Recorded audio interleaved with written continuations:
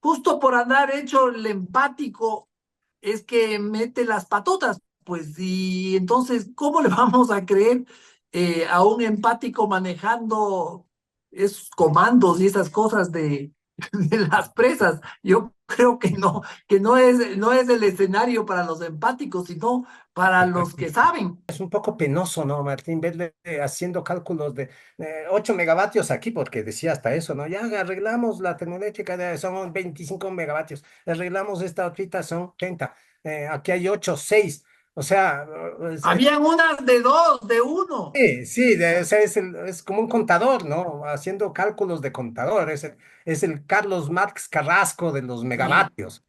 luego de escuchar la hora y piquito de entrevista, uno se queda con la certeza de que el señor Daniel Noboa no tiene pues en su cabeza un modelo energético de manejo de la energía alternativo o distinto al actual, que evidentemente ha sido un fracaso. Esta vaina no funciona, ya lo dijimos.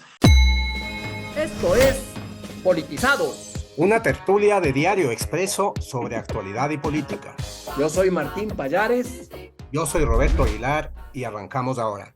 El día de hoy, Martín, en las páginas de Diario Expreso hay un análisis tuyo sobre la entrevista que le hizo la noche del domingo Rafael Cuesta al presidente Daniel Noboa. Todos vimos la entrevista, me parece que fue una entrevista, digamos, bien hecha. Yo creo que Rafael Cuesta, siempre hay cosas que criticar, pero me parece que Rafael Cuesta hizo un trabajo bastante decente, sobrio. Digamos que fue una hora y piquín que se dejaron ver, ¿no es cierto? Incluso terminó pareciéndole a uno que el tiempo voló. Em, pero en tu análisis de lo que leo, en tu análisis, me da la impresión de que no le crees mucho a este señor, ¿no? Me refiero no a Cuesta, que solo hizo preguntas, sino por supuesto a Daniel Noboa.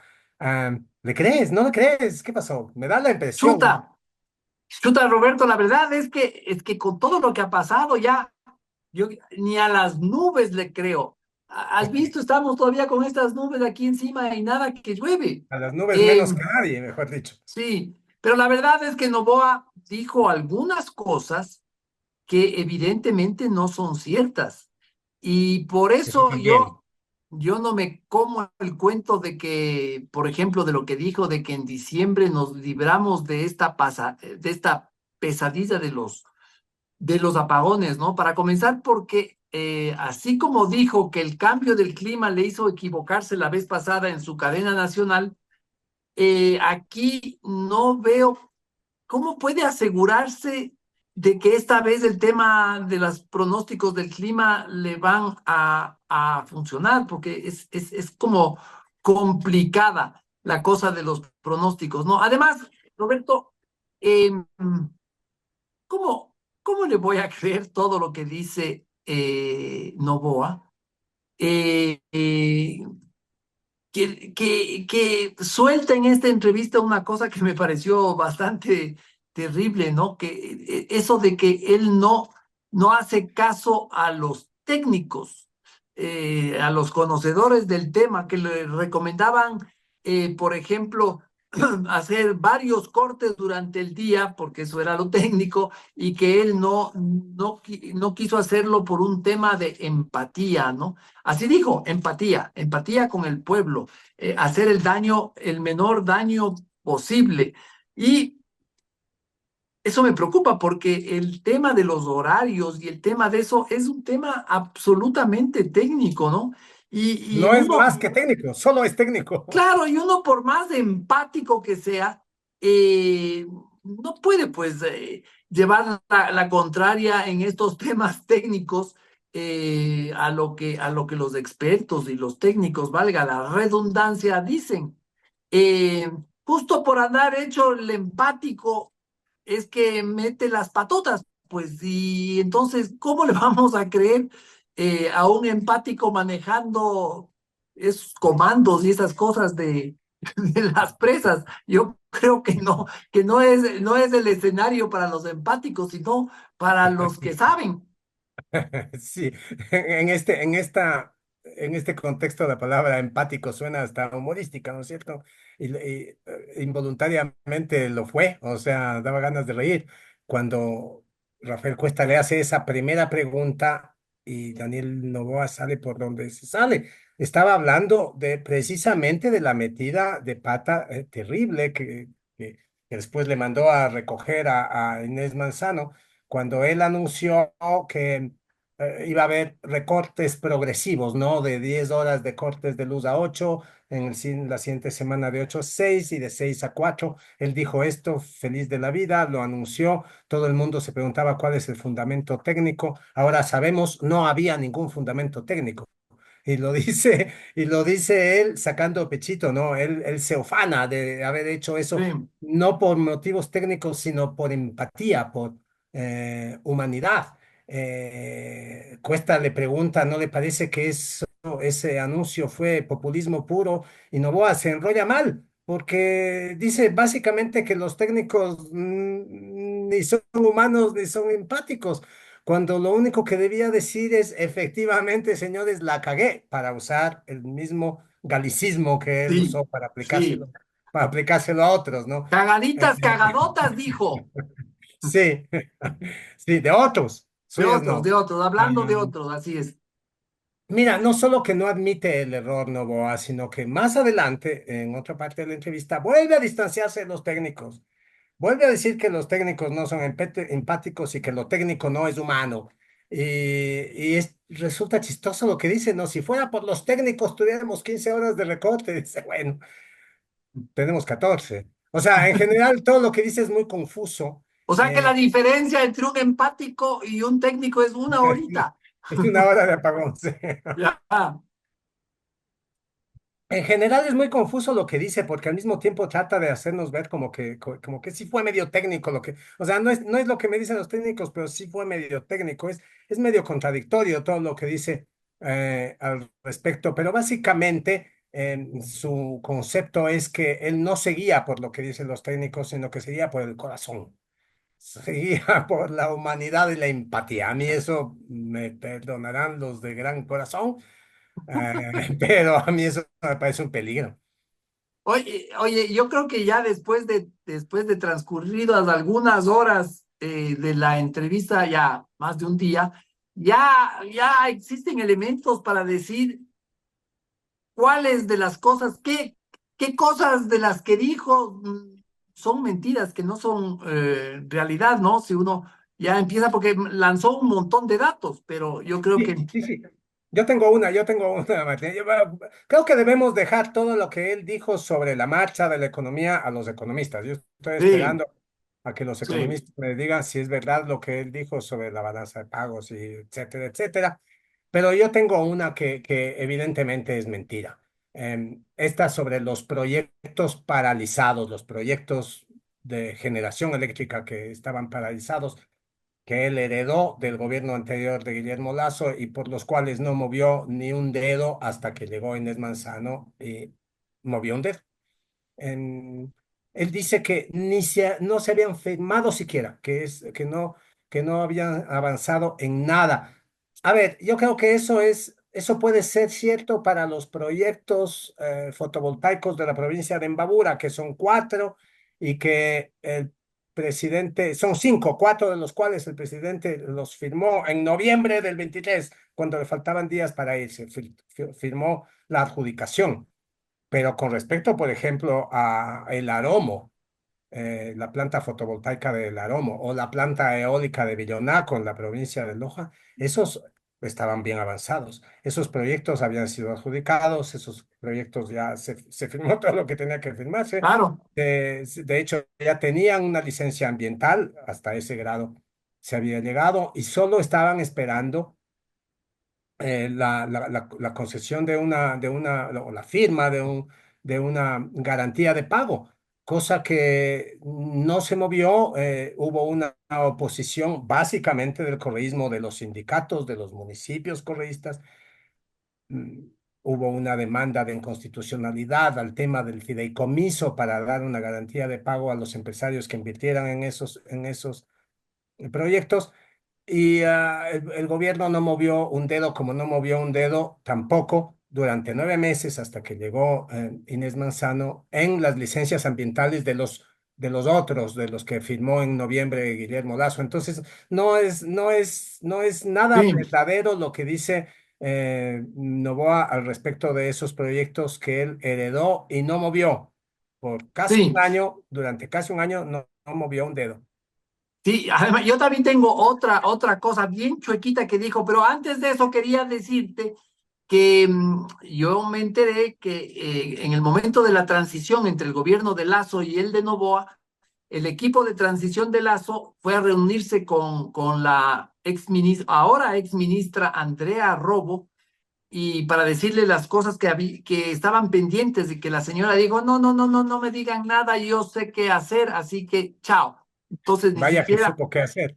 sí, pero bueno, lo del Toachi Pilatón, lo que dijo sobre el Toachi Pilatón la noche del También era domingo. mentira, mentira, Bill. No, pues ¿cómo va a decir? Dice que no se construyó esa vaina por el sesgo ideológico de Lenin y de Lazo. Qué Eh, ridiculez, qué o sea, ridiculez. parecía oírle a Glass o a alguien así, a la Sofía Spin. O sea, y no es cierto, pues Roberto, el Toachi Pilatón fue un desastre desde el inicio, porque ahí hubo problemas de corrupción, ahí hubo un problemón de corrupción con Odebrecht. Odebrecht dijo que había pagado $1 millón a un funcionario del Estado. Luego vino desde el mismo inicio, el gobierno de Correa contrató a una empresa rusa para ser parte de las obras, y esa empresa rusa creo que no sabía levantar ni una pared de ladrillo. Todo hizo mal, todo hizo mal.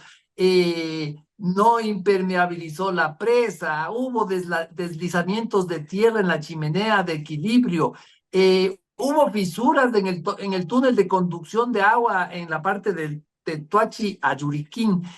¿Cómo habrá sido de desastrosa esta empresa rusa que el mismo Correa la mandó sacando en el 2017? Luego Lenin pidió a Contraloría que haga un informe, todo salió mal, pero no es porque el sesgo ideológico de Lenin Moreno o Guillermo Lazo. Ese fue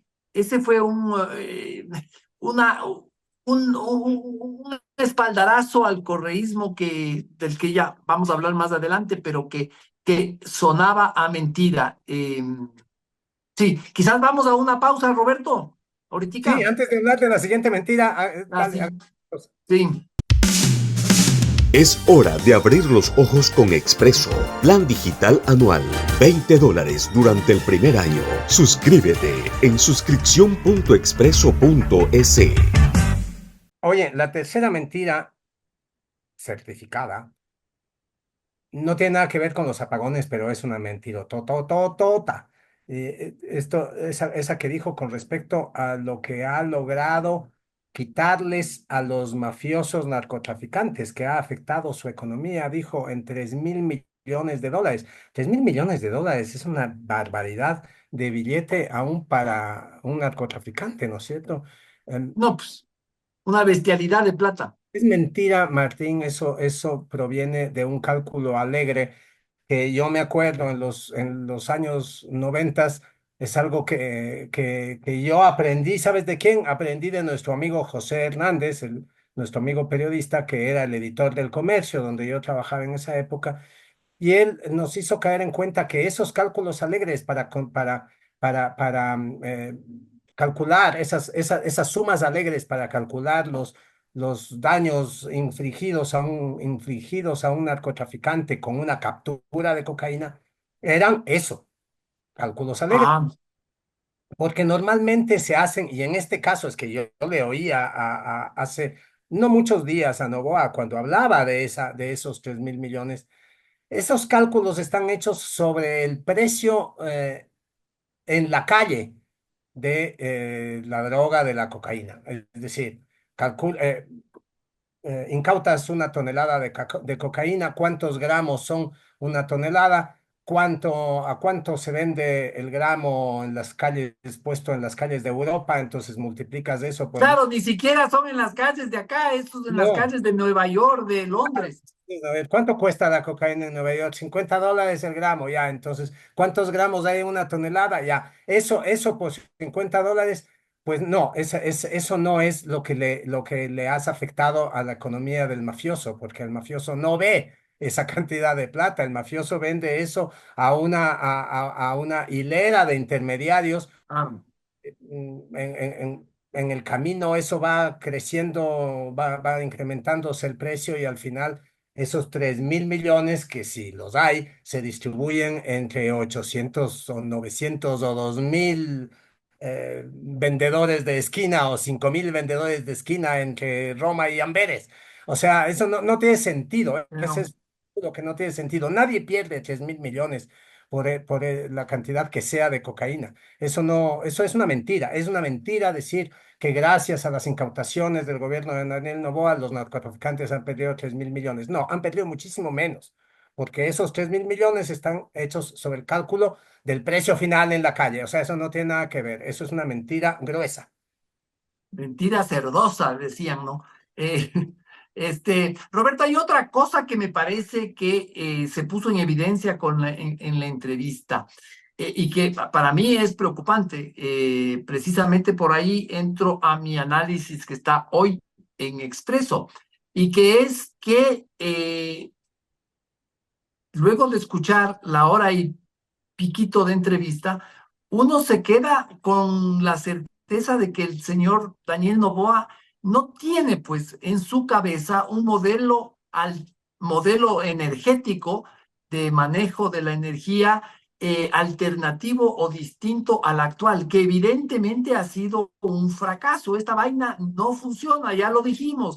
La sequía hay en Colombia, en Ecuador, Perú y en Chile, y ahí no hay apagones. O sea, este modelo estatista no funciona y no funcionó. Es un modelo que Novoa heredó de Montecristi y de Correa. Y si tú le escuchas en la entrevista, Roberto, Novoa no lo critica, no le hace observaciones, es como que se siente cómodo ahí, ¿no? Incluso él dice, es un problema, no es un problema del modelo, sino es un problema de gestión. Eh, todo esto que te digo, y fue algunas veces, ¿no? Porque uno dice, podría quejarse de que es muy estatista, podría quejarse de que el sector privado lo tienen ahí un poco de tonto útil, de que le dejan cosas chiquiticas. Eh, Eso y la falta de decir, a ver, yo vengo a proponer esto. El Ecuador está en una crisis absoluta, esto no va más. Aquí hay que hacer una reforma y salir a decirlo. No, el señor está cómodo ahí, está tranquilo. Incluso, mira, cuando Cuesta le pregunta sobre ese límite al sector privado para obras de generación de energía renovable de 100 megavatios, Correa dice, perdón, Novoa dice, no, con eso es suficiente, ¿para qué más? Yo con eso ya puedo hacer maravillas, que dice que, o sea, eh, incluso me parece que traiciona a la mentalidad más empresarial que se supone que tendría este señor. Él está contento con ese modelo correísta. Sí, que es un modelo, Martín, que funciona únicamente en años de vacas gordas, porque Así cuando es. ese modelo, o sea, esta idea de esta inversión constante en aplicación del plan maestro de electricidad. Hay que hacer una hidroeléctrica al año. Bueno, no se puede hacer una hidroeléctrica al año cuando recibes la economía como la recibió Lenin Moreno de Correa. Entonces, este modelo pudo haber sido maravilloso, pudo haber parecido maravilloso mientras Correa construía hidroeléctricas, pero no es un modelo sustentable, eso es evidente. Eh, Ah, y es verdad, este señor es un poco penoso, ¿no, Martín? Verle haciendo cálculos de 8 megavatios aquí, porque decía hasta eso, ¿no? Ya arreglamos la termoeléctrica, son 25 megavatios, arreglamos esta otrita, son 30, aquí hay 8, 6. O sea, Habían unas de dos, de uno. sí, sí, o sea, es como un contador, ¿no? Haciendo cálculos de contador. Es el Carlos Marx Carrasco de los Sí, megavatios. O sí, sea, eso es sí. penoso cuando lo que debería estar liderando un cambio, lo que debería estar haciendo es liderar un cambio de modelo, ¿no es cierto? Y yo no sé a qué se debe esto de que no tenga ningún modelo en la cabeza. Y me pregunto si es, y me temo que sea por falta de imaginación. Yo le veo y digo, si el señor no tiene imaginación como para inventarse un modelo diferente al que existe. No se le ocurre que puede haber un modelo nuevo. O quizás es también una gran posibilidad. Esto tiene que ver con un tema netamente político, Martín. Y cuando digo netamente político, estoy pensando en las relaciones de Daniel Noboa con el correísmo. Mira, a mí me llama la atención que el presidente que empezó pactando con el correísmo cuando no era anti, sino pro, eh, luego se convirtió en la encarnación del anticorreísmo en la tierra, ¿no? El anticorreísmo soy yo, es lo único que le faltaba decir el señor, porque era el anticorreísmo. Y ahora llega esta entrevista y se comporta como si el correísmo no existiera, como si el modelo eléctrico que está vigente no fuera una herencia del correísmo, o sea, el modelo eléctrico que nos ha conducido hasta esta crisis. Por ejemplo, Martín, no menciona a Andrea Robo, una de las cosas que heredó del correísmo. Andrea Robo, su primera ministra de Energía, a la que él mismo puso una denuncia por traición a la patria, la acusó de estar boicoteando el sistema eléctrico. Eh, mm, La denunció por traición a la patria en la fiscalía, a ella y 22 funcionarios más, Ya algunos no de existe. estas viceministros de la época del correísmo. Ni la mencionó, no, no No, dijo. ya no existe Andrea Arrobo. Ya. ¿Quién será? Y Andrea ¿Ministra de Robo qué? ¿En qué país habrá sido? Ya no sabemos. ni la menciona, pero Andrea Robo hace 3 meses, 4 meses, era la responsable máxima de la desgracia, ¿no es cierto? Y Andrea Robo, lo acabas de recordar, el papel que hizo en la transición, cuando ella decía que ella sabía lo que tenía que hacer.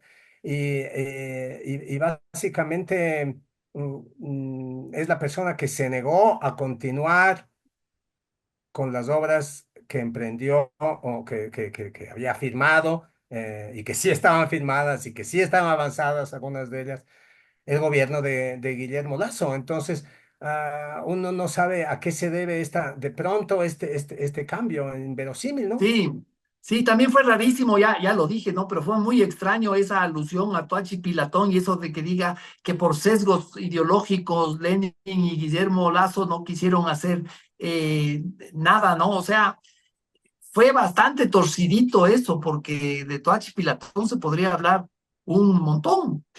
Sí, salvando las espaldas a los correístas Sí. y dándoselas a Lenin Moreno y a Guillermo Lasso, como básicamente dicen los manuales de procedimiento de los correístas, ¿no? Y mira, ya hemos visto dos leyes económicas urgentes, la que se aprobó este domingo, eh, para disgusto de todos, ¿no? Una cosa, disgusto de todos los que votaron por ella, una cosa muy, muy, muy extraña. Yo nunca he visto una ley que sea tan unánimemente rechazada porque ahí todo el que se paraba a hablar en esa sesión del domingo era para decir, esta ley es un asco, esta ley no sirve para nada, Y votaron toditos por y eso. todos votaron a favor. O sea, es, es increíble. Y también, y la anterior, la ley no más apagones de enero. Son leyes, Martín, que terminaron siendo absolutamente inocuas e insustanciales porque el correísmo las, las privó de toda sustancia.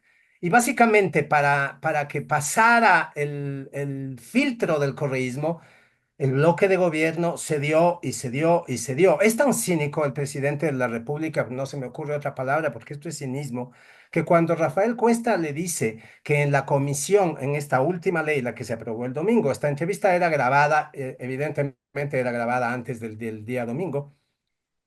Rafael Cuesta le dice que en la Comisión de Desarrollo Económico, presidida por Valentina Centeno es la cabeza de la bancada oficialista en la Asamblea, comisión presidida por Valentina Centeno y dominada con una mayoría de votos oficialistas. Y Rafael Cuesta le dice que en esa comisión quitaron de la ley que él había enviado, el asunto de las garantías de pago para los inversores privados interesados en participar en el negocio eléctrico. Ah, cuando Cuesta le dice eso, Daniel Noboa dice, bueno, hay que ver qué pasó, hay que ver quién tiene la Sí, culpa. ¿Quién tiene la culpa? La culpa la tienen ellos, la culpa la tienen ellos que se claro.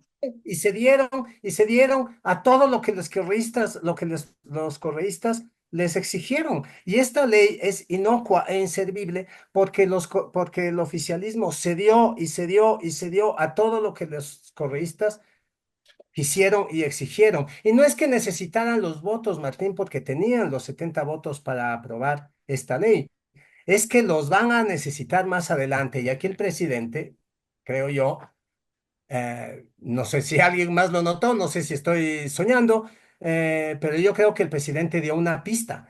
Y esa pista es lo de la reforma constitucional, la reforma constitucional que él tiene ya colocado, que ya tiene el visto bueno de la Corte Constitucional y que la Asamblea tiene que reunirse para tratar la reforma constitucional sobre el asunto de las bases extranjeras en territorio ecuatoriano. El correísmo dice básicamente no, obviamente está opuesto.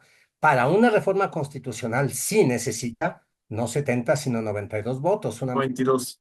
complicada. Entonces, en la entrevista del domingo, el presidente fue muy sincero al decir que para aprobar esa reforma constitucional va a necesitar que por lo menos una parte de la bancada correísta vote a favor de esa reforma. Y ya sabemos que el correísmo en su conjunto se opone a esa reforma. Entonces, ¿de qué estamos hablando aquí? Es eso lo que Sí, tiene al presidente culipandeando con el correísmo.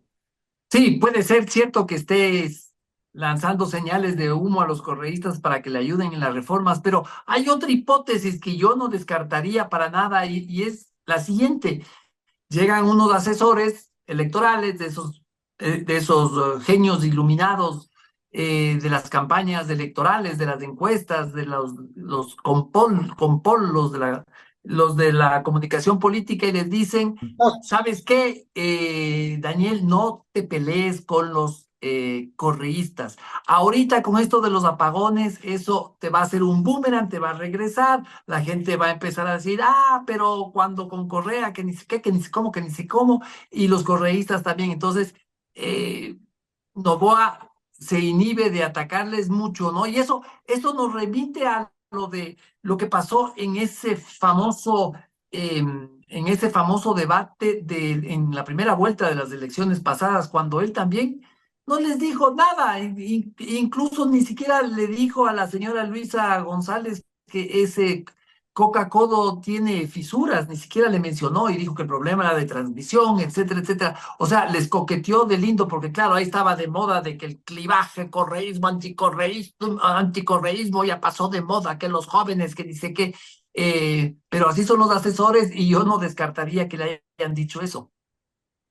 Lo que queda claro, Martín, es dos cosas. Una, ese es Daniel Noboa, es el que sigue siendo amigo de los correístas por debajo de la mesa. No es el anticorreísta furibundo, no, ese no es. Y otro es que tenemos un presidente que es un guambrito, ¿no? O sea, uno lo ve y es un guambrito, o sea, perdonarán, uno ya está viejo y se da el lujo de guambrear a algunas personas, pero yo no veo en Daniel Noboa una persona con talla de estadista, ni mucho menos, ¿no? Y eso se vio, por ejemplo, en la reacción de Noboa al ofrecimiento de Petro, fue una reacción de guambrito mal portado, o sea, que hay que jalarle las orejas. Porque, a ver, Petro, vos puedes decir todo lo que Horrores de él, sí. o sea, de Petro podemos hablar largo y tendido, ¿no es cierto? Pero la verdad es que Petro puso un tuit que era exactamente lo que está pidiendo el presidente, empático. No podía ser más empático, o sea, el tuit más empático que ha parido madre. Lo que estaba diciendo Petro en su tuit es, hay un país hermano, y lo decía a propósito de una noticia que él compartía ahí en ese tuit, la noticia de que en el Ecuador va a haber 14 horas de apagones. Sale Petro y dice, hay un país hermano que está en graves problemas y tenemos que ayudarle. Ese es el tuit de Petro. Y básicamente la respuesta de Noboa en esta entrevista ya pues empieza vos. O sea, Sí, ¿qué es que hay que sí, ayudar? Empieza vos pues. O sea, eso es la cosa más impertinente, mal portada y tengo que decirlo, pendeja del mundo. O sea, eso es una pendejez. No puedes no comportarte con la generosidad de un estadista ante la generosidad de otro, ¿no es cierto? O sea, es inaudita esa respuesta del presidente. Es falta de grandeza, Roberto, de la grandeza que debería tener un estadista. Es que es un guamberito. Es hora de abrir los ojos con Expreso. Plan digital anual. $20 durante el primer año. Suscríbete en suscripción.expreso.es.